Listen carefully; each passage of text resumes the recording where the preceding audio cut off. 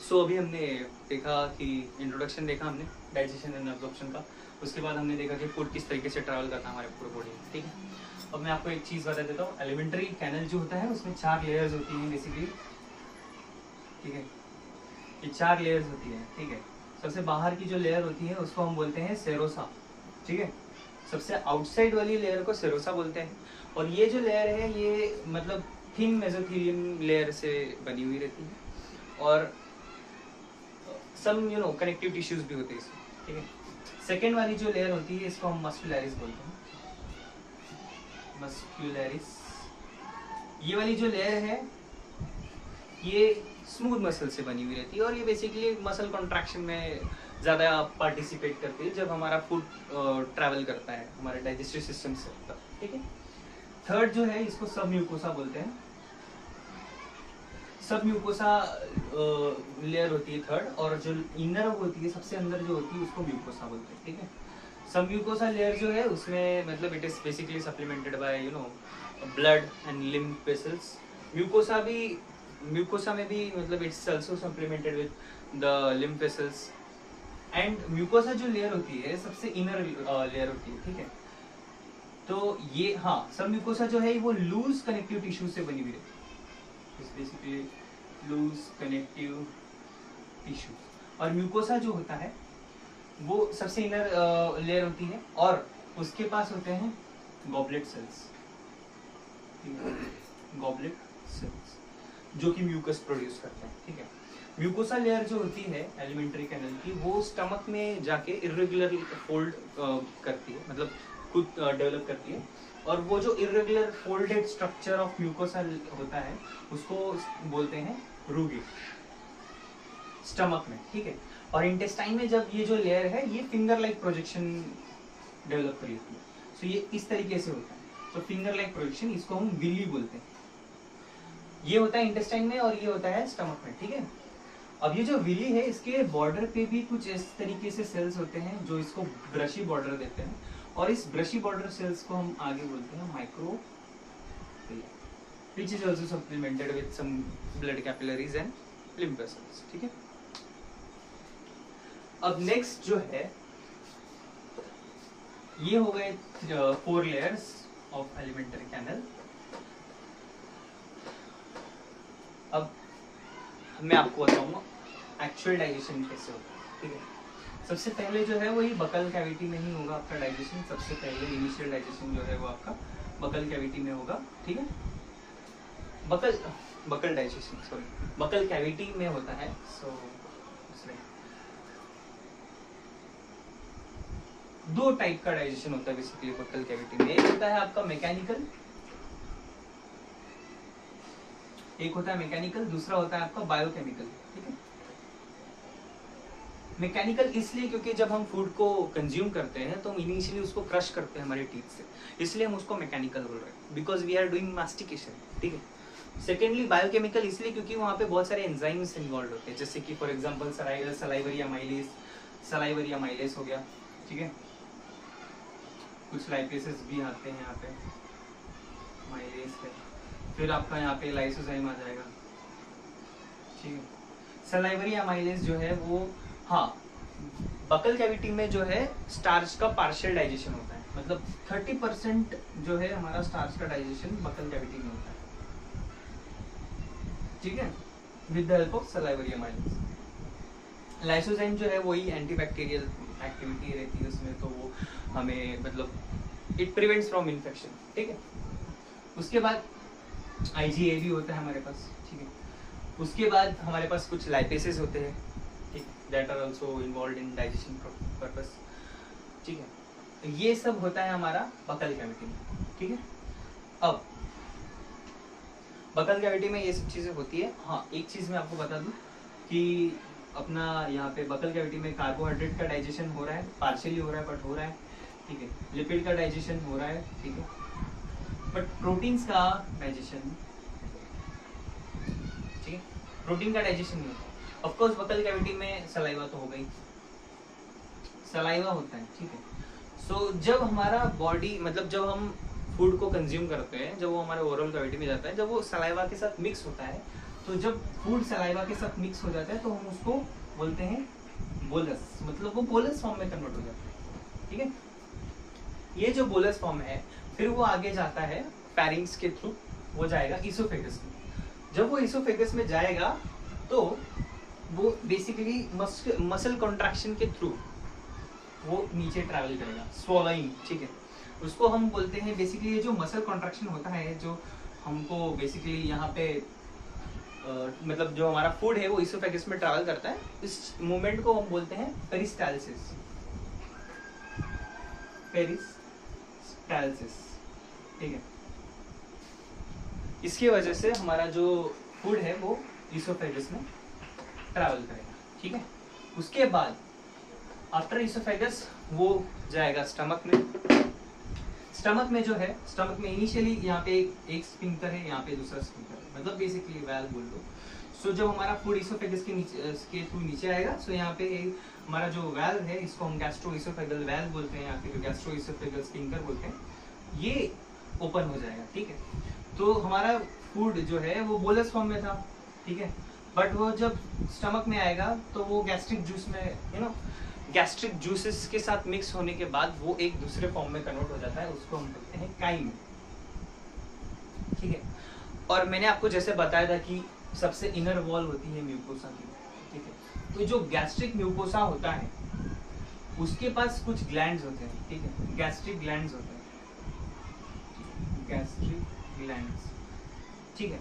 ये जो gastric glands है ये 3 टाइप ऑफ सेल्स को प्रोड्यूस करते हैं, जैसे कि पहला होता है हमारा जी सेल, दूसरा है हमारा चीफ सेल और तीसरा है ऑक्सिंटिक, ऑक्सिंटिक या पैरिटल जो भी बोलो, ठीक है। जी सेल जो है वो हमारा म्यूकस को प्रोड्यूस करेगा, चीफ सेल जो है हमारा, चीफ सेल हमारा इनएक्टिव प्रोएंजाइम्स को, बेसिकली इनएक्टिव एंजाइम्स को प्रोड्यूस करता है। फॉर एग्जांपल हम पेप्सिनोजन ले लेते हैं, पेप्सिनोजन को ही करता है पेप्सिनोजन, और ऑक्सिंटिक सेल जो है वो हमारा HCl प्रोड्यूस करता है प्लस सम इंट्रिंसिक फैक्टर, ठीक है। HCl के साथ intrinsic factor just to absorb some substances, ठीक है। सो स्टमक में हमारा फूड आ गया है, वो काइम फॉर्म में कन्वर्ट हो गया because with the mixing of gastric juices. उसके बाद हमारे पास गैस्ट्रिक ग्लैंड्स है जिनमें 3 टाइप्स ऑफ सेल्स थी, G cell, chief cells and oxyntic cells. अब यहाँ पे म्यूकस भी है, ठीक है, हाँ। अब यहाँ पे क्या होता है कि जो पेप्सिनोजन है, इनिशियली पेप्सिनोजन जो है ये जो इनएक्टिव फॉर्म में है, ठीक है, ये इनएक्टिव फॉर्म में, but in exposure of HCl, मतलब HCl के एक्सपोजर पे या HCl के प्रेजेंस में pepsinogen will be converted into pepsin, और ये इसका एक्टिव फॉर्म है, ठीक है, पेप्सिन, ठीक है। अब पेप्सिन में कन्वर्ट हो गया। अब ये तो इनिशियली एक ही पेप्सिनोजन को पेप्सिन में कन्वर्ट किया था, अब बाकी के दो बहुत सारे पेप्सिनोजन्स हो गए या बहुत सारे एंजाइम्स हो गए, उसे यही पेप्सिन जो है फर्दर एक्टिवेट कर देता है। मतलब इनिशियली एक पेप्सिनोजन जो है वो पेप्सिन में कन्वर्ट होने के बाद जो पेप्सिन होता है वो बाकी पेप्सिनोजन को एक्टिवेट कर देता है, ठीक है। फिर ये पेप्सिनोजन को एक्टिवेट करता है और फिर वो मतलब पेप्सिन में कन्वर्ट हो जाते हैं और फिर वहाँ पे वापस डाइजेशन हो गया। पेप्सिन बेसिकली प्रोटीन डाइजेशन में इन्वॉल्व होता है, सो हाँ, वो प्रोटीन को आगे फर्दर प्रोटीन्स को पेप्टिड्स में कन्वर्ट कर देगा, ठीक है। हाँ, अब एक चीज यहाँ पे इम्पोर्टेंट है कि यहाँ पे अब हमारे पास HCl है। HCl का पीएच ऑफ कोर्स, इसलिए स्टमक का पीएच हमारा होता है 1 से 2 तक हो सकता है। अब ये जो HCl है ये हमारे स्टमक के लाइनिंग को या कुछ लेयर्स को डैमेज पहुंचा सकती है, इसीलिए हमारी बॉडी क्या करती है to protect the mucosal epithelium. ये क्या करते हैं, ये जो हमारा म्यूकस है, म्यूकस प्लस HCO3, हमारे पास कुछ बाइकार्बोनेट्स भी होते हैं, ठीक है। सो वो बाइकार्बोनेट्स जो है प्लस म्यूकस जो है वो हेल्प करता है, वो प्रोटेक्ट करता है हमारी वो जो लेयर है, वो जो हमारा एपिथेलियम, म्यूकोसल एपिथेलियम है, उसको प्रोटेक्ट करता है। बेसिकली वो एक स्टमक की जो लेयर है उसको प्रोटेक्ट करता है, ठीक है। और उसका फिर जो पीएच है वो बढ़ा देता है। अगर ये लो पीएच है तो फिर उसको ये जो एसिडिक पीएच है इसको अल्कलाइन में कन्वर्ट कर देता है। ये जो HCO3 जो बाइकार्बोनेट्स आयन है with the help of bicarbonate ions, ठीक है। अब जो इन्फेंट्स है, जो बच्चे होते हैं, उनके पास और एक एंजाइम होता है, उसको हम बोलते हैं रेनिन, ठीक है। रेनिन एंजाइम जो है वो बेसिकली प्रेजेंट होता है और उसका फंक्शन ये होता है कि वो मिल्क प्रोटीन्स को डाइजेस्ट करता है, ठीक है। मिल्क प्रोटीन्स को वो डाइजेस्ट करता है, ये मतलब इन्फेंट्स में होता है, नॉट इन एडल्ट्स। उसके बाद कुछ अमाउंट ऑफ लाइपेसेस भी होते हैं हमारे स्टमक में, सो वो लिपिड को डाइजेस्ट करते हैं। ये जब पूरा स्टमक में होने के बाद सब जो भी डाइजेशन हुआ तो अपना जो स्टमक में डाइजेशन होता है कार्ब्स का, कार्बोहाइड्रेट का हो गया, प्रोटीन का हो गया, उसके बाद लिपिड का हुआ, ऑफ कोर्स लिपिड का। सो कार्बोहाइड्रेट, प्रोटीन और लिपिड तीनों का डाइजेशन स्टमक में होता है, बट पार्शियल, कंप्लीट डाइजेशन अभी तक नहीं हुआ है, ठीक है।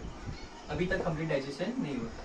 अब जो है हमारा स्टमक के बाद जो है हमारा जो फूड है वो काइम फूड जो है वो इंटेस्टाइन में एंटर करेगा, ये इंपॉर्टेंट है। अब यहाँ पे से आपको ध्यान दो ज़्यादा, जब ये हमारा फूड इंटेस्टाइन में एंटर करता है, ये डियोडिनम में सबसे पहले एंटर करता है मसल कॉन्ट्रैक्शन के थ्रू, ठीक है।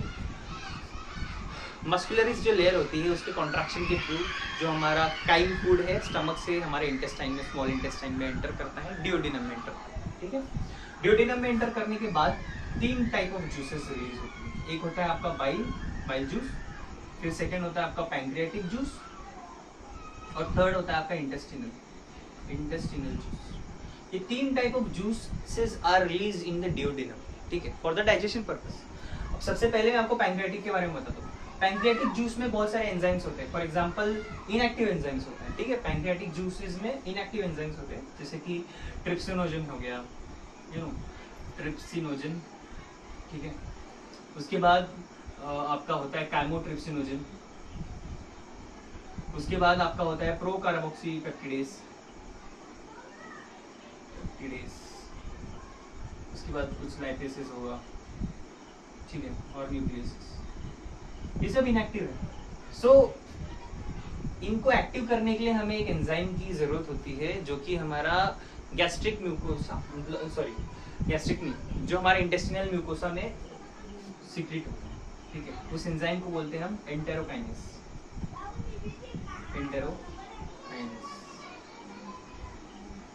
ये कौन सीक्रेट करता है?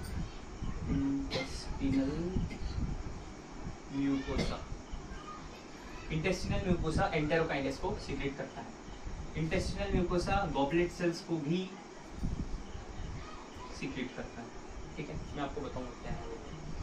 सो बेसिकली एंटेरोकाइनेस जो है वो इस ट्रिप्सिनोजन को ट्रिप्सिन में कन्वर्ट करता है, उसके बाद वो ट्रिप्सिन बाकी एंजाइम्स को एक्टिवेट कर देता है, ठीक है। ये होता है नॉर्मल मैकेनिज्म। सो ये है पैंक्रियाटिक जूस, ठीक है। पैंक्रियाटिक जूस में ये सब इनएक्टिव एंजाइम्स थे, फिर ये इंटेस्टिनल म्यूकोसा से हमें मिला एंटेरोकाइनेस ने फिर ट्रिप्सिनोजन को ट्रिप्सिन में कन्वर्ट किया, फिर वो ट्रिप्सिन ने आगे बाकी एंजाइम्स को एक्टिवेट किया। अब जो बाइल जूस है, बाइल जूस में कोई एंजाइम नहीं होता, बट बाइल जूस में होते हैं बाइल पिगमेंट्स, ठीक है। इसमें होते हैं बाइल पिगमेंट्स। बाइल पिगमेंट्स जैसे बिलीवर्डिन हो गया, बिलीरुबिन हो गया, बाइल सॉल्ट हो गया, फॉस्फोलिपिड हो गया, कोलेस्ट्रॉल हो गया, ये सब बाइल पिगमेंट्स है, ठीक है। अब ये क्या करते हैं, बाइल जूस क्या करता है, बाइल जूस ये बेसिकली एक्टिवेट करता है लाइपेसेस, और bile juice is mostly involve in fat emulsification. मतलब ये लाइपेसेस क्या करेंगे, लिपिड को तोड़ेंगे, ठीक है। लिपिड का ब्रेकडाउन होता है, फैट इमल्सिफिकेशन होता है, बेसिकली मेजरली वही होता है, ठीक है, बाइल जूस से। और बाइल पिगमेंट्स होते हैं, ठीक है, वो भी इन्वॉल्व होते हैं उसी चीज में। अब इसके आगे क्या होता है कि ये जो इंटेस्टिनल म्यूकोसा है ये गॉबलेट सेल्स को प्रोड्यूस करता है, ठीक है। गॉबलेट सेल्स के अंदर म्यूकोस होगा, ठीक है। सो ये जो गॉबलेट सेल्स है इसका सिक्रीशन प्लस ब्रशी बॉर्डर, आपको याद है मैंने बोला था माइक्रोविलाई, हाँ, म्यूकोसा लेयर की जो इंटेस्टाइन में म्यूकोसा की लेयर होती है वो थ्रेड लाइक होती है इस तरफ।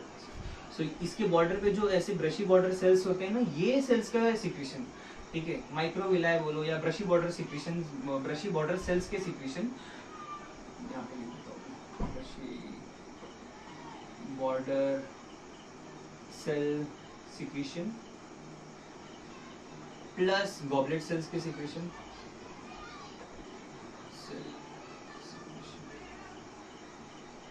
ये मिला के बनाते हैं आपका इंटेस्टिनल जूस, या फिर इसको हम बोलते हैं सकस एंटेरिकस। ये बहुत इंपॉर्टेंट है, ठीक है, सकस एंटेरिकस, ठीक है। अब इसका होता, ये इसका क्या काम है आपको अभी पता चल जाएगा, ठीक है।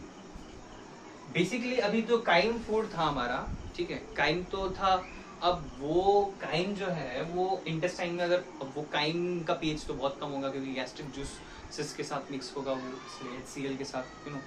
सो उस चीज को यहाँ पे जब इंटेस्टाइन का तो पीएच नॉर्मल होगा ना, it will be nearly about 6.8, intestine का पीएच 6.8 होता है। सो वो पीएच को मेंटेन करने के लिए, बैलेंस करने के लिए, अल्कलाइन कंडीशन प्रोवाइड करने के लिए ये जो गॉबलेट सेल्स है इसमें म्यूकस होता है, along with the bicarbonate ions HCO3, जो कि हमें पैंक्रियाटिक जूस से मिलता है, ठीक है, पैंक्रियास से मिलता है। वो जो HCO3 है और म्यूकस जो है वो दोनों मिलके इस एसिडिक कंडीशन को, मतलब जो इंटेस्टाइन का एसिडिक एनवायरनमेंट है उसको अल्कलाइन कर देते हैं और बैलेंस कर देते हैं, ठीक है। ये हो गया आपका इंटेस्टाइन। और हाँ, सब म्यूकोसल ग्लैंड्स होते हैं, कुछ सब म्यूकोसा की जो लेयर है वो भी कुछ ग्लैंड्स, वहाँ पे भी कुछ ग्लैंड होते हैं जो इन्वॉल्व होते हैं इस पीएच को बैलेंस करने में, ठीक है। अब ये मैंने आपको बता दिया डाइजेशन अप्रोक्सीमेटली, मैंने डिओडिनम के बाद मैंने नहीं बताया ना, क्योंकि डिओडिनम ही ज़्यादा इन्वॉल्व होता है डाइजेशन, तो मैं आगे बताऊँगा कैसे, ठीक है। सो अब मैं आपको पहले बताता था, काइम जो है, जब फूड हमारा इंटेस्टाइन में होता है, ठीक है, तो वो किस तरीके से डाइजेस्ट हुआ था। स्टार्च समझ लो, जो स्टार्च होगा या सब से कार्बोहाइड्रेट्स, ठीक है, कार्बोहाइड्रेट्स जो हो गए वो डाइसैकेराइड्स में कन्वर्ट हो गए, ठीक है, डाइसैकेराइड में। प्रोटीन जो होगा या प्रोटीओसिस जो हो गए या पेप्टोन्स जो हो गए वो डाइपेप्टाइड में कन्वर्ट हो गए, ठीक है। लिपिड जो होगा वो तो आपका हो जाएगा, मतलब वो आपका मोनोग्लिसरॉल में कन्वर्ट हो सकता है, डाइग्लिसरॉल से वो मोनोग्लिसरॉल में कन्वर्ट हो सकता है। न्यूक्लिक एसिड जो है, न्यूक्लिक एसिड आपका पहले तो आपका न्यूक्लियोटाइड में कन्वर्ट होगा,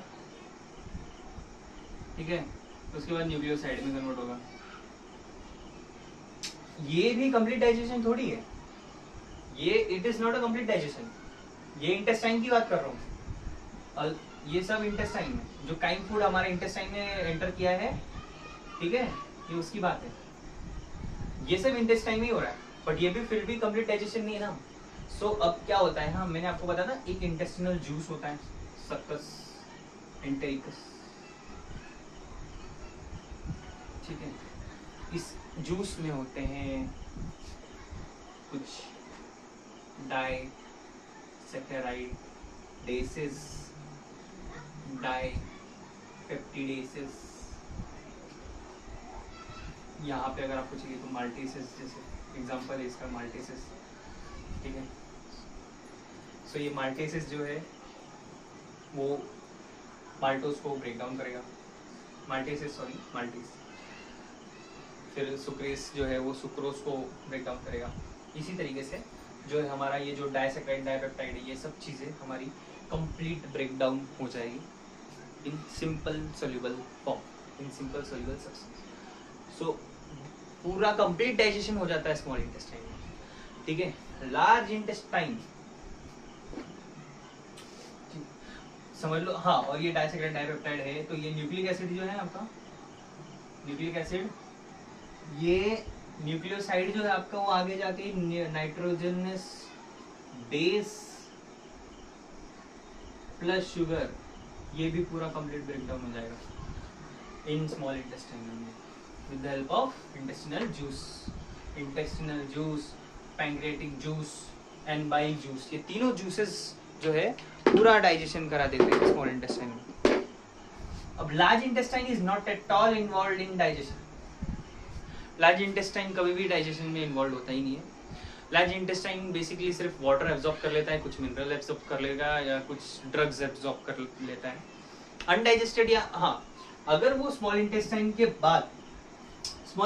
बाद अगर वो फूड डाइजेस्ट नहीं हुआ है या कुछ फूड डाइजेस्ट नहीं हुआ है, अनडाइजेस्टेड फूड है या अनएब्जॉर्ब फूड है, वो फूड हमारा लार्ज इंटेस्टाइन में ट्रैवल कर जाएगा। अब वो लार्ज इंटेस्टाइन में ट्रैवल कर जाएगा, पर वहाँ पे भी एक वाल्व है, जैसे कि मैंने बताया ना इलियम कहा गया, इलियम, हाँ, ये इलियम से जो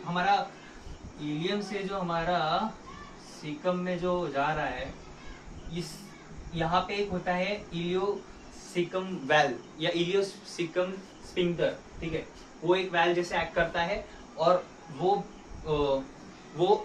वाल्व का फंक्शन या वो स्फिंक्टर का फंक्शन इसलिए होता है क्योंकि वो अनडाइजेस्टेड फूड को रिवर्ट बैक नहीं होने देता है। मतलब अगर कोई अनडाइजेस्टेड या अनएब्जॉर्ब फूड जो है वो, उसको हम पीसेस बोलते हैं, हाँ, तो इसको रिवर्ट बैक नहीं होने देता है, इसलिए वो वाल्व होता है वहाँ पे, या वो स्फिंक्टर होता है, ठीक है, जो हमारा, उसको हम बोलते हैं इलियोसीकम स्फिंक्टर, ठीक है, वो यहाँ पे होता है। सो अनडाइजेस्टेड या अनएब्जॉर्ब फूड है, वो जाता है सीकम से फिर कोलन से फिर हो जाएगा लास्ट में रेक्टम में वो स्टोर हो जाता है until and unless till defecation, ठीक है, वो रेक्टम में रहता है अनटिल डिफिकेशन, ठीक है। ये है हमारा कंप्लीट डाइजेशन, ठीक है, किस तरीके से डाइजेशन हुआ, हमारा बकल कैविटी में डाइजेशन हुआ, उसके बाद स्टमक में डाइजेशन हुआ, उसके बाद इंटेस्टाइन में डाइजेशन हुआ। ये सबसे ज़्यादा इंपॉर्टेंट होता है इंटेस्टाइन में ही सबसे ज़्यादा डाइजेशन होता है। बकल कैविटी में बेसिकली जो फूड है वो बोलस फॉर्म में था, ठीक है, वहाँ पे सलाइवरी अमाइलेज ने स्टार्च का पार्शियल डाइजेशन किया था, वहाँ पे लाइसोजाइम थे, वहाँ पे आईजीए था, ठीक है, वो बोलस फॉर्म फिर इसोफेगस के थ्रू मसल कॉन्ट्रैक्शन के थ्रू स्टमक में गया, स्टमक में हमारे गैस्ट्रिक जूसेस के साथ वो फूड मिक्स हुआ, फिर वो काइम फॉर्म में कन्वर्ट हुआ, काइम फॉर्म में कन्वर्ट होने के बाद फिर जो हमारा फूड थे, मतलब जो पर्टिकुलर जो काइम फॉर्म का जो फूड था वो फर्दर उसमें हमारा जो सेल्स थे, जैसे चीफ सेल्स थे, फिर जी सेल्स थे, उसके बाद हमारा ऑक्सिंटिक सेल थे, वो उन्होंने HCl वगैरह प्रोड्यूस किया, और फिर वो पेप्सिनोजन, फिर एंजाइम्स आए, पेप्सिन आया, तो पेप्सिन ने फिर वो पेप्टाइड्स को और मतलब प्रोटीन्स को क्लीव किया होगा या ब्रेक डाउन किया होगा, वहाँ कुछ स्टमक में डाइजेशन हुआ। उसके बाद जब स्टमक से फिर वो इंटेस्टाइन में एंटर किया, इंटेस्टाइन में सीधा डिओडिनम की बात कर रहा हूँ मैं, तो जब डिओडिनम में वो एंटर किया तो डिओडिनम में 3 जूसेस आए, बाइल जूस आया, इंटेस्टिनल जूस आया, पैंक्रियाटिक जूस आया। पैंक्रियाटिक जूस में इनएक्टिव एंजाइम्स थे, जो इनएक्टिव एंजाइम्स फिर एक हमारा एंटेरोकाइनेस था, उस एंटेरोकाइनेस ने ट्रिप्सिनोजन को ट्रिप्सिन में कन्वर्ट किया, फिर वो ट्रिप्सिन जो है उसने बाकी एंजाइम्स को एक्टिवेट किया, पैंक्रियाटिक एंजाइम्स को, वो एंजाइम्स ने भी फिर डाइजेशन किया होगा इंटेस्टाइन में। उसके बाद बाइल, मैंने बताया था बाइल जूस में क्या था, बाइल जूस में बाइल पिगमेंट्स थे, ठीक है, जो कि फैट इमल्सिफिकेशन के लिए यूज होते हैं, फैट ब्रेक डाउन के लिए। जो बाइल जूस है वो लाइपेज को एक्टिवेट करेगा, जो कि आगे लिपिड ब्रेक डाउन करेगा।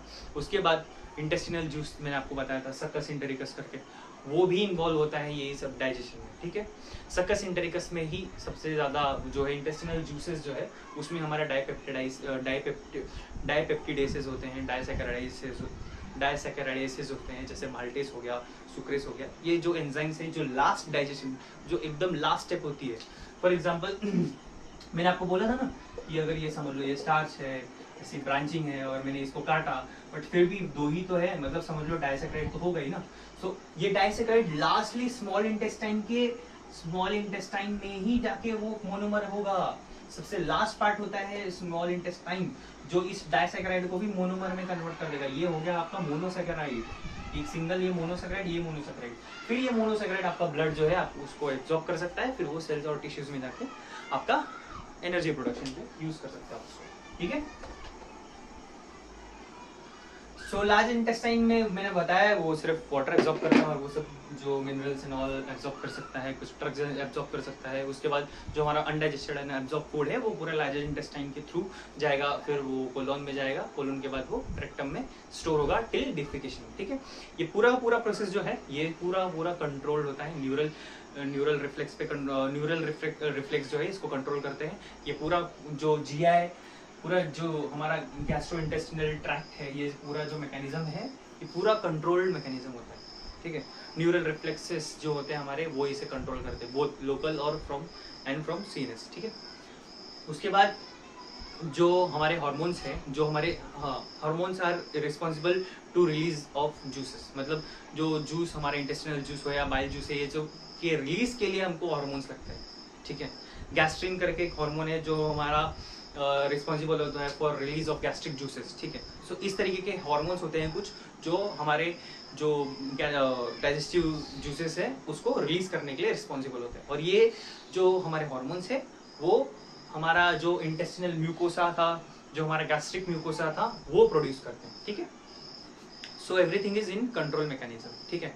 अब दूसरी बात मैं बताऊँ आपको, जैसे मैंने आपको बोला ना कि लास्ट में हमको क्या बचा, स्मॉल इंटेस्टाइन में भी जब डाइसैकराइडेस को भी हमने क्लियर कर दिया तो मोनोमर हो या मोनोसैकराइड बचा हो, तो वो जो ग्लूकोज है या फिर कोई समझ लो आपका जो लास्ट हमारा सिंपल सोल्यूबल सब्सटेंस है, जैसे कि ग्लूकोज हो गया है, कोई समझ लो सोडियम आयन हो गया, या फिर कोई भी जो सोडियम आयन है या क्लोरीन पोटेशियम आयन है या ग्लूकोज का मॉलिक्यूल है कोई, वो इजीली हमारे सेल्स में चला जा सकता है, आइदर बाय सिंपल डिफ्यूजन या फिर बोलो हाँ ग्लूकोज तो फैसिलिटेटेड डिफ्यूजन के थ्रू जाएगा, ठीक है। आइदर बाय कैरियर प्रोटीन के थ्रू जा सकता है या फिर active transport, secondary active transport के थ्रू जा सकता है, ठीक है, along with the sodium ion, ठीक है। सो ये बेसिकली एब्जॉर्ब हो सकते हैं, और यही जो हमारा सिंपल सोल्यूबल फॉर्म है ऑफ फूड है, वो जब वो हमारा ब्लड उसको एब्जॉर्ब कर लेता है और फिर वो हमारे टिश्यूज के पास चला जाता है, उसी मैकेनिज्म को एब्जॉर्प्शन बोलते हैं, ठीक है, एब्जॉर्प्शन। ये इतना समझ गया आप लोगों को। अब जो है मैं आपको एक क्लियर बता देता हूँ, जो सबसे ज्यादा डाइजेशन होता है बॉडी में, सबसे ज्यादा डाइजेशन होता है डियोडिनम में, डियोडिनम, और सबसे ज्यादा एब्जॉर्प्शन होता है हमारा जेजुनम में, ठीक है। मैक्सिमम डाइजेशन यहाँ होता है, मैक्सिमम एब्जॉर्प्शन यहाँ होता है। अब मैंने आपको बोला ना सकस इंटरिकस जेजुनम में प्रेजेंट होते हैं, दरअसल वो माल्टेज, सुक्रेज, समझ रहे हो, डाइसैकराइडेस, डाइपेप्टिडाइसिस, वो जेजुनम में होते हैं।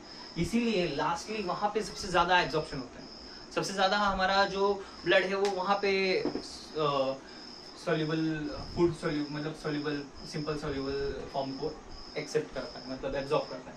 और सबसे ज्यादा डाइजेशन मैंने बोला था आपको, तीनों जूसेस वहाँ रिलीज होते हैं डियोडिनम में, इसलिए सबसे ज्यादा डाइजेशन डियोडिनम में होता है, ठीक है। ये आपका पूरा कंप्लीट डाइजेशन, कहाँ कहाँ क्या क्या डाइजेशन हो रहा है, क्या नहीं हो रहा है, और एब्जॉर्प्शन मैंने आपको बताया, एब्जॉर्प्शन सबसे ज़्यादा कहाँ होता है, सबसे ज़्यादा कहाँ नहीं होता है।